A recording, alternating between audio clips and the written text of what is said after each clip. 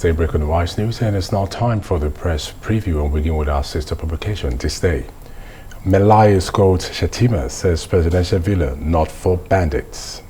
And 2023 elections will be decided in Paris or Dubai. APC mocks PDP Atiku. And also in this day this morning, Buhari rejoices with Femi Otedola on 60th birthday. Crisis over Oloto stool as Remi Tinubu allegedly imposed aid. The Punch newspaper this morning, the leading story, federal government plans supplementary budget over rising inflation and depreciation. Some riders there, dollar closes at 8.95 on Thursday, reps stick to 434.57 exchange rate. Some more stories now. Nigerian-born woman Azubike becomes a U.S. Army general. Above the nameplate of the Punch this morning, Emirates, more airlines may suspend Nigeria operations. And we'll go to the Nation newspaper this morning. Atiku firm enroll over $5.9 million visa bill payment. And Tinubu donates 100 million naira to Kogi flood victims. Federal government blames states for rise in out-of-school children. And also in the Nation this morning, Abuja hotels guests for security profiling over terror alert. The Guardian Nigeria this morning, after Emirates, more airlines to quit over $500 million trapped funds. And just below that, months after Kuje jail attack, President Buhari's comprehensive report yet to surface. And on the phone scene, we'll look at the Financial Times. Bank of England takes dovish stance despite biggest rate rise for 30 years. And the Guardian UK this morning, failed at every stage. Families' anger at arena bomb response. More headlines, asylum seekers shock at being abandoned in capital.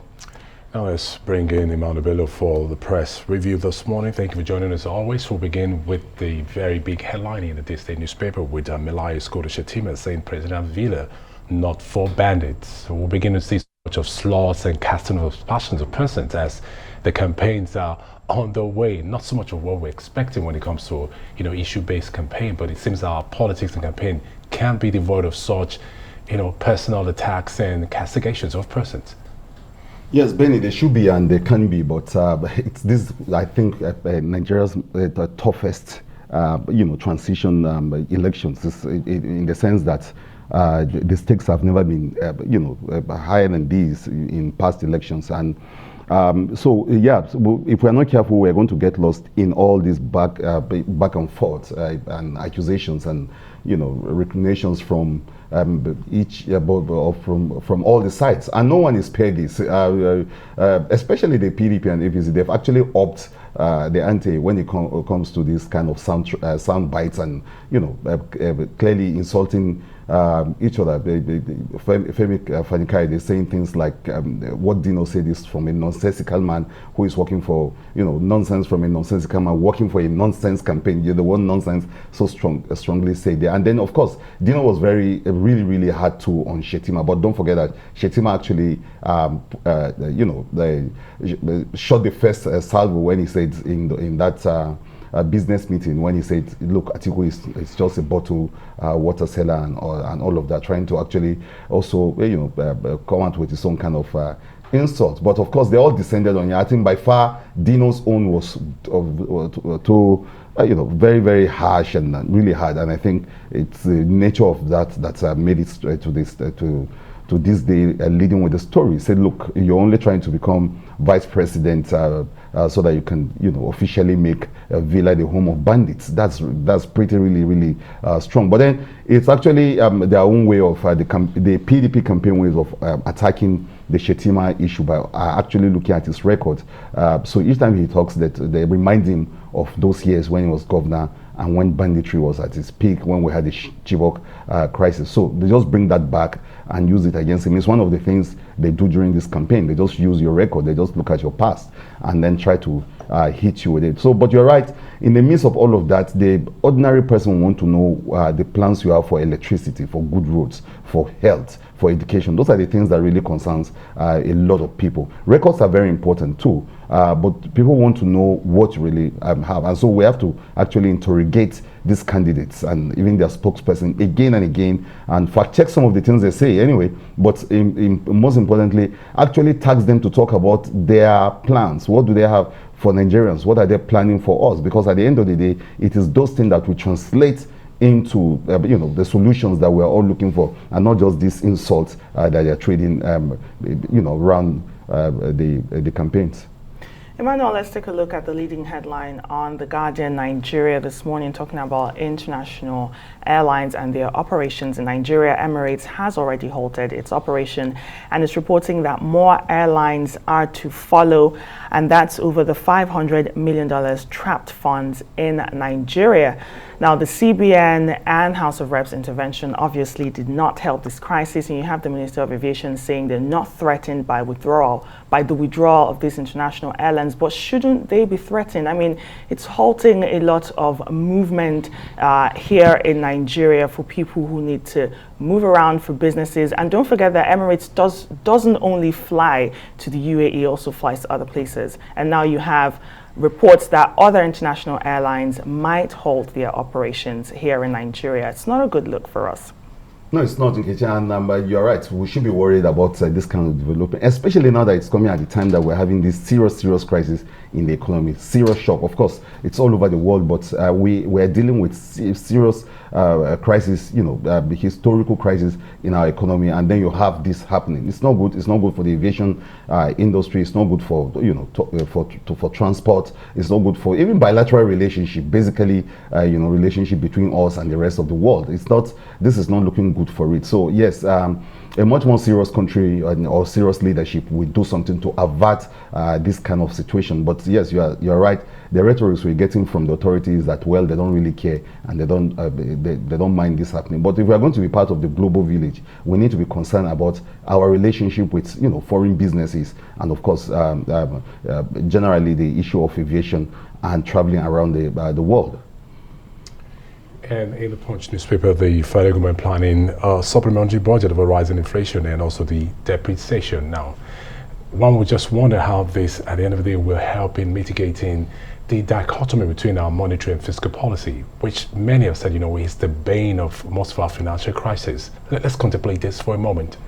We saw this coming, and I think this is the only way to go, because they had already done these budgets. They've benchmarked them against some kind of amount, I think around 400 or so. But this also tells you, this story actually just pinpoints the crisis we're in, that every day the dollar, keeps beating the naira down, and it's almost like a free fall. I don't know by this morning what the rate is, but it's great. As of yesterday, people were already talking about the 900 naira mark. So it's going down, or rather going up, depending on how you look at it. But so whether you like it or not, this will actually affect a budget that was already benchmarked against a certain amount at the time that was done. So I think this is the only thing left for the lawmakers to actually rejig the entire budget. But of course, this also spells a whole lot of trouble in the year we are getting into, because a lot of excuses now will be given for why things are not done the right way and everything. It's an emergency that has befallen all of us,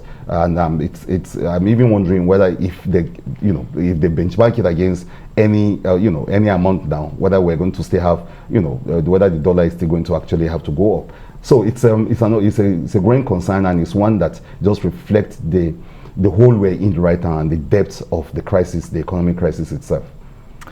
Emmanuel Bello, from the economic crisis, we move over to the security crisis towering over the country. Months ago, there was a prison break in Kuje here in Abuja, and we remember that President Buhari was so stern. He was really hitting hard on security forces, on the prison guards. We need that comprehensive report. It's been months, there's no comprehensive report. We don't know how many inmates escaped, how many are back, where were the guards, what happened to the CCTV, was it working? We're still awaiting that comprehensive report. Yes, and while we're waiting, it doesn't look as if these problems are going anywhere soon. Of course, there are reassurances, trying to restore some kind of confidence. The government is doing everything to restore the much needed confidence, in the populace. I think there was a report yesterday that even the train ride to Kaduna may be back soon. In a way, the federal government trying everything in its power to say, look, we're on top of the security situation. But the kind of story you get to hear, more kidnappings are going on. It doesn't look as if we already we've actually turned the bend when it comes to the issue of security. And you're right, where are those reports? It's part and parcel of the problem of this country, that you have past reports, past inquiries done, and even white papers sometimes done on certain issues, and nothing is implemented. The story is forgotten, and then we'll just go through another series, almost like a vicious cycle.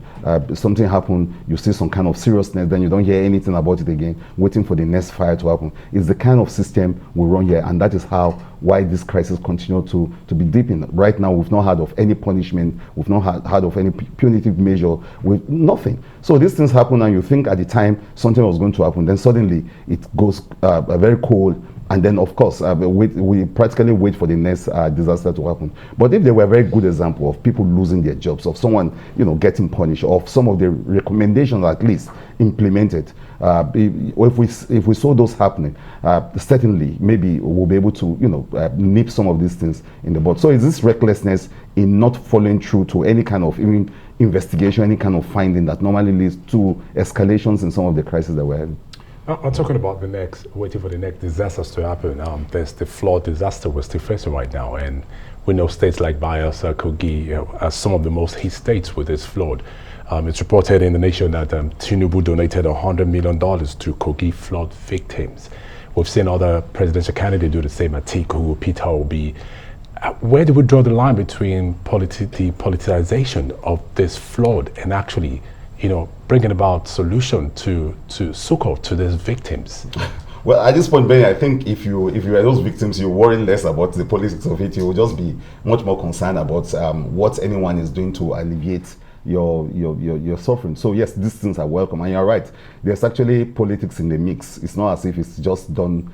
Some of it is done for the camera, some of it is done for the campaigns to look good and all of that. But yes, the flood happened during this, during this presidential cycle campaigns, and so whether you like it or not, presidential candidates and all the campaigns will have to respond to it in the way that they are doing now. But like I say, at the heart of it is actually the relief one, and of course, if solutions can be found, and we've talked about this again and again this week, on what can be done to actually forestall a recurrence. We've had the blames, back and forth. Some people saying it's the crisis in the Cameroon dams that have caused it. Some say no, it's just a natural disaster. It's just the rains and all that. But in the mix of all of that is the fact that there's still need for serious leadership, serious planning, and of course the need to actually think outside the box to see beyond relief material, beyond taking care of the victims, what to do effectively to see that next time this comes around, we're on ground to be able to at least mitigate the very harsh effects of these floodings. Thank you so much, Emmanuel Bello. That's it for the press preview. Let's hear your view on all the burning issues. Follow us on Twitter at Arise TV, and you can join today's conversation using the hashtag AriseDaybreak.